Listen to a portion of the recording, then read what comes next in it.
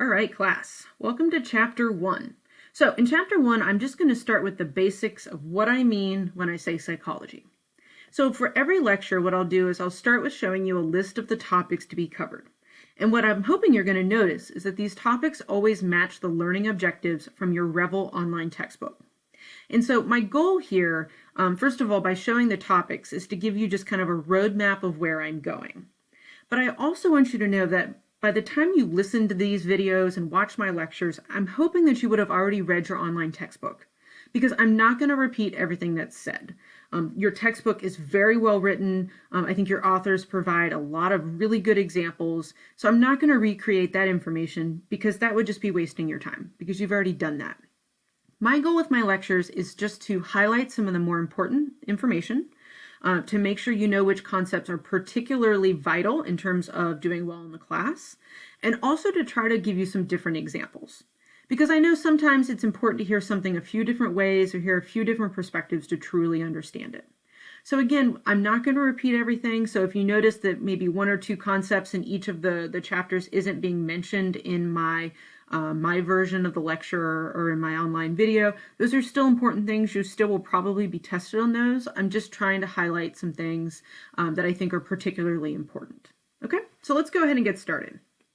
So we're going to start by just talking about psychology generally, how it's different from some other ways of thinking like pseudoscience, talk about some of the main tools that psychology uses as a field, and then just do kind of a quick wrap up of some of the more current issues, like what do psychologists do and what are the current ways that psychologists think about things. So before we jump in, I just want to kind of set the stage of talking about science. So I don't know about you, but I have found the last few months of this global pandemic rather overwhelming. Every time I log into Facebook, Twitter, turn on the TV, I'm just being bombarded by messages. And these messages often disagree with each other. Whether or not people should be wearing masks, and do they protect the person wearing the mask, or is it to protect someone else? Or even more recently, I've heard a scholar saying that masks can cause COVID.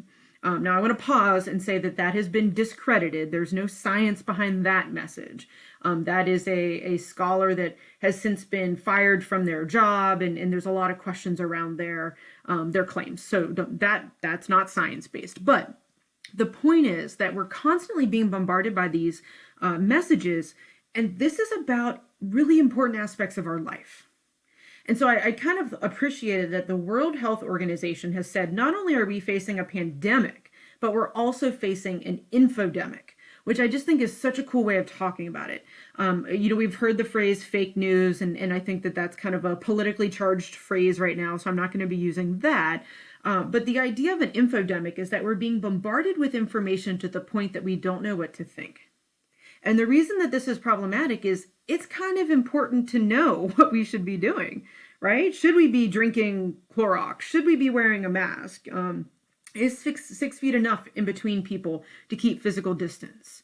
And so to start by talking about science from the framework of how do we really determine something is science versus maybe pseudoscience? And so to think about the pandemic and think about all the messages that we have been exposed to, I just did a really quick perusal of Twitter and found these tweets. I don't even know who these people are. These are not people I particularly follow, or again, I'm not even sure who they are. It's simply to highlight some of the issues related to science right now. So this left tweet over here by Alex talks about that one of the issues right now is that every person in the world is seeing science unfold in real time. That's not how it normally is. The average person only really becomes aware of science when some large proclamation is made that, oh, we have a vaccine, right? Or we now know this thing about this thing, right? That's when people typically are aware of science, is kind of that endpoint. But right now, lay people are being informed about these kind of temporary understandings that science and the field of infectious disease, the temporary meanings that these individuals are developing. And so that is science, but that's what people are misinformed on. right, is that their typical experience is the endpoint, not the process. And so it's actually a good thing that science is self-correcting and questions temporary meanings, and then the next day comes up with a more informed understanding based on the new information. That is science, but people are scared by that right now. I like the middle tweet because it talks about that when scholars and researchers and scientists talk about their work, they use a lot of cautionary language. Things like maybe, might, possibly, kind of, sometimes. But that scares people too, because it makes it sound like researchers don't know what they're doing. In actuality, that cautionary language is vital to convey that we develop temporary understandings, right? Today, this is what we know, but we're evaluating it, questioning it, looking at new information, and then tomorrow we're going to know more, and the next day we're going to know more. So that's another thing that is creating some question about what's science-based and what's not, is because the people that are using definitive claims and being very strong in their conclusions right now, those are the people that are gaining some traction. They sound convincing. But the problem is, if they're saying it that way, it means they're not basing it on science, because science isn't a definitive final conclusion. It is an evolving understanding. This last tweet on the right over here by Matt just made me laugh because this is kind of where we are right now. Again, because people are kind of scared off by this idea that maybe scientists don't know what they're doing because their ideas are changing constantly, or they're kind of scared off by this cautionary language. We have every single person stepping up with their own thoughts on these ideas.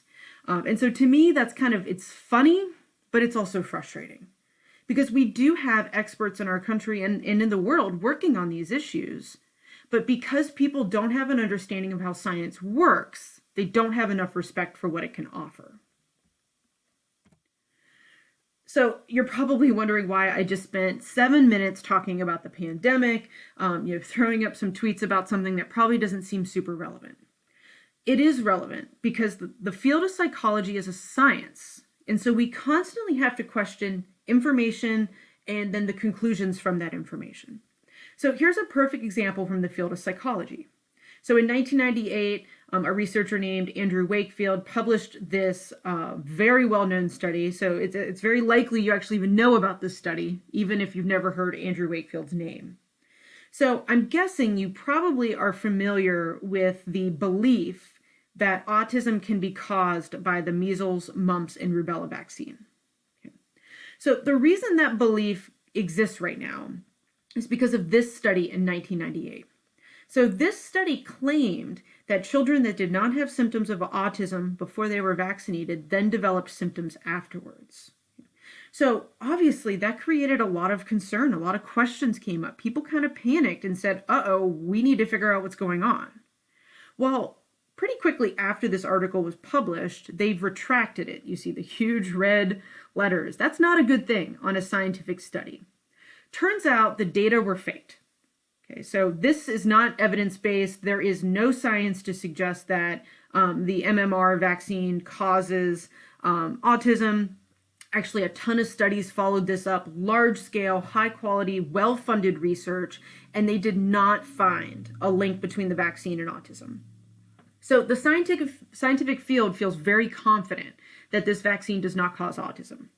The problem, though, is this study was published and the information became fairly well known among the general population because, as you can imagine, it got some traction in the press. So the problem is that it scared people, and so people, even though this was in 1998, people still kind of have this lingering question or kind of familiar with this study that they think maybe showed this, not knowing that the research had been retracted.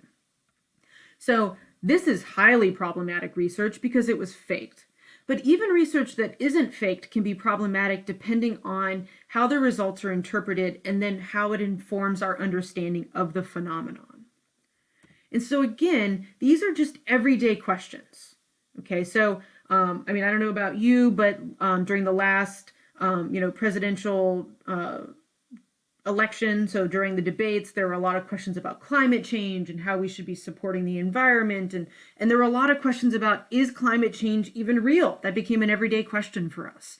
Some of you, maybe you've gone to the doctor and the doctor has recommended a particular medication like birth control. And then you've left your appointment thinking, maybe I should check to see if these medications have any negative health consequences. Or if you're like me after the holidays, you have the question of how can I lose a few pounds? I've eaten a lot of pie recently. And so these are all just everyday questions that we have. And I don't know about you, but I kind of want to know factual based answers, right? I don't want just some random person's opinion. I want to know, can I train my cat to use the toilet? That's a question I care about today. And so when we're asking these everyday questions, we often rely on information that maybe isn't high quality. Let's say it that way. Okay. So some of you maybe even have gone to a palm reader. You believe in astrology. Maybe you check your horoscope every day. We often fall for these kind of pseudoscientific claims. I'll admit, sometimes I watch Dr. Phil when I'm at the gym because it's just entertaining, right? We fall for these kind of entertaining, easy to understand explanations for our behavior or why people are the way they are. People crave control.